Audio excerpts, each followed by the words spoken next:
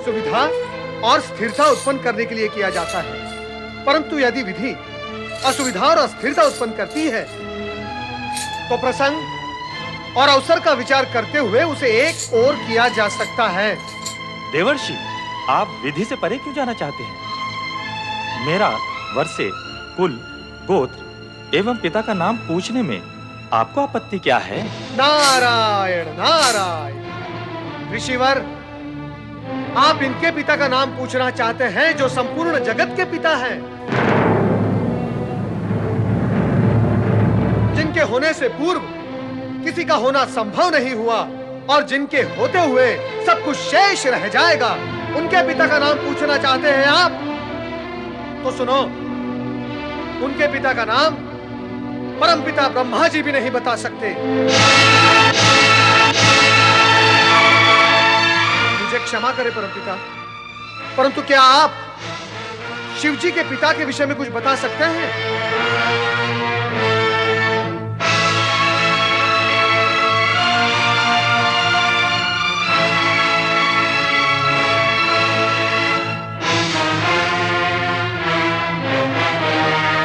विष्णु, आप क्या आप जानते हैं कि शिव जी के पिता कौन थे?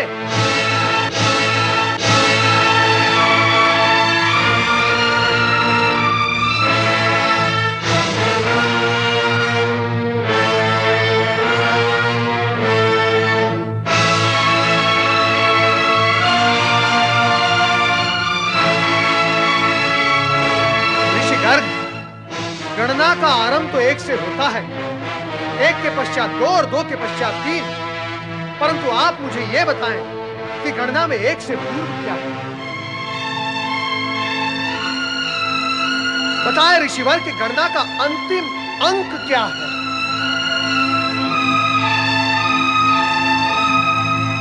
परम सत्ता यदि अपने सगुण रूप में प्रकट हुई है, उसका अर्थ यह नहीं कि वो अपनी निर्गुणता खो बैठी है।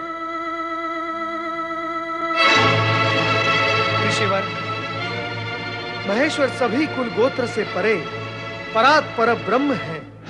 ये गोत्रहीन होकर भी सर्वश्रेष्ठ गोत्रवान है।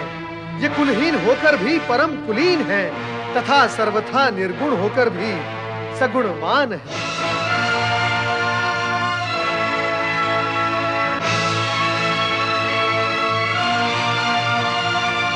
इनसे व्यर्थ के प्रश्न पूछना ही व्यर्थ है। ऋषिवर, तनिक अपनी दृष्टि उठाकर देखिए शिवजी के उस मुखमंडल को, उस तेज पुंज को जिसका न कोई आदि है न अंत है।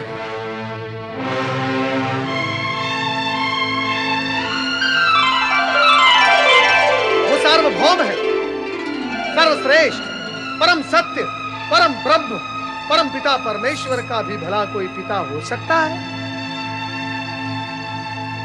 क्षमा करें, क्षमा करें शिव शंकर, मुझसे भूल हो गई।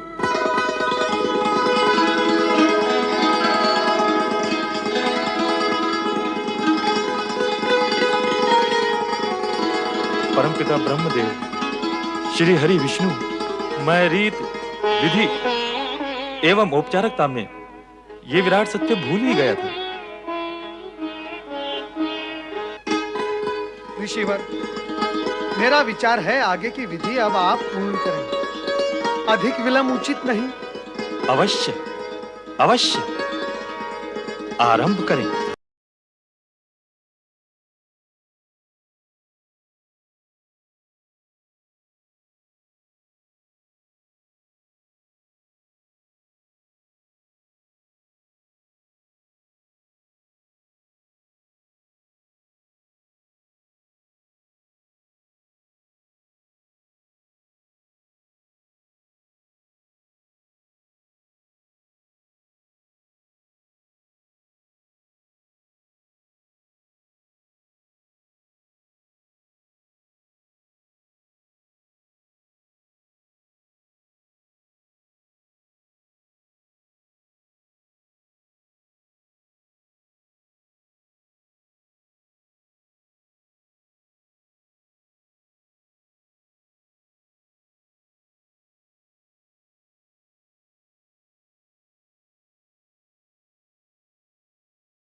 इमां कन्यां शुद्धम अहं ददामि परमेश्वर, भाग्यार्थं त्वं परिग्रह्य प्रसीद सकलेश्वर।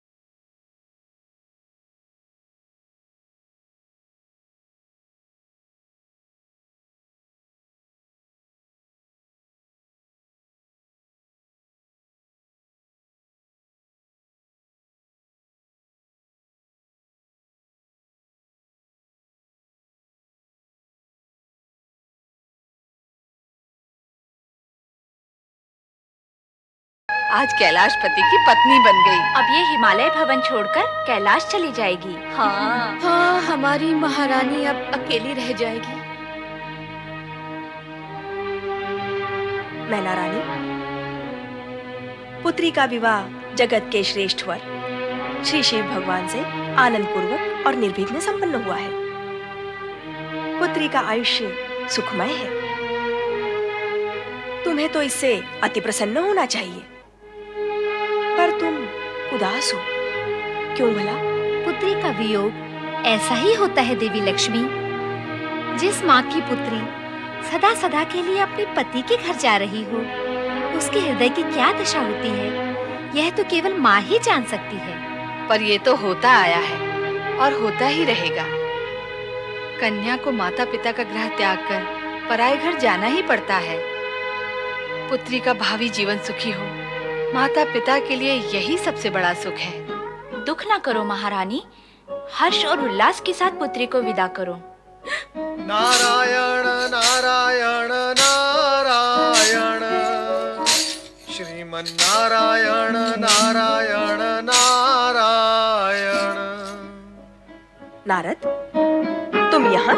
क्या करता, मैना रानी का दुख मुझे यहाँ खींच लाया, परंतु आपके दुख का कारण क्या है? पुत्री का वियोग ही दुख का कारण है नारद। नारायण नारायण। मैना रानी, कहीं आप इस कारण तो दुखी नहीं कि भगवान शिवशंकर आपकी पुत्री के लिए अयोग्य वर हैं? नहीं देवऋषि, नहीं, कदापि नहीं। शिव जी तो संसार के श्रेष्ठ वर हैं। मेरी पुत्री पार्वती उनके साथ सदैव सुखी रहेगी। मेरे मन में उनके प्रति जो शंकाएं थी, उसी कारण मैं दुख पाती रही हूँ। पर अब सब कुशंकाएं समाप्त हो चुकी हैं देवऋषि। तो फिर तुम दुखी क्यों हो? प्रसन्नता पूर्वक अपनी पुत्री को विदा क्यों नहीं करती? तुम्हें पुत्री मोह है और तुम्हारी पुत्री भगवान शिवशंकर पर मोहित है।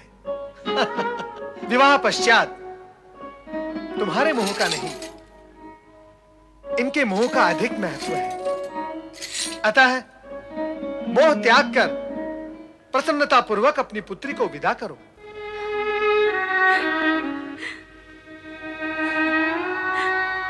मैं मां हूं ना,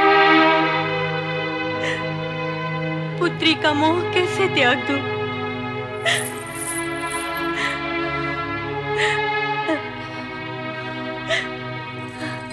अपने हृदय के अंश को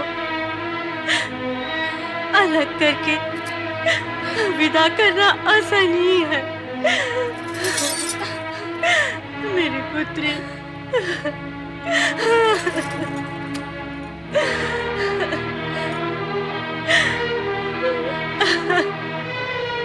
मैना रानी, पुत्री को सहर्ष विदा करो। हाँ, समस्त देवगण प्रतीक्षा कर रहे हैं। अब बारात विदा कर दीजिए। अब अधिक विलंब उचित नहीं। नारायण नारायण। चलो मैना रानी।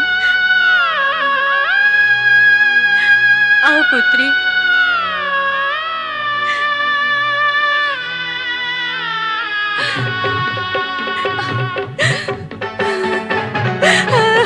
मेरी पुत्री।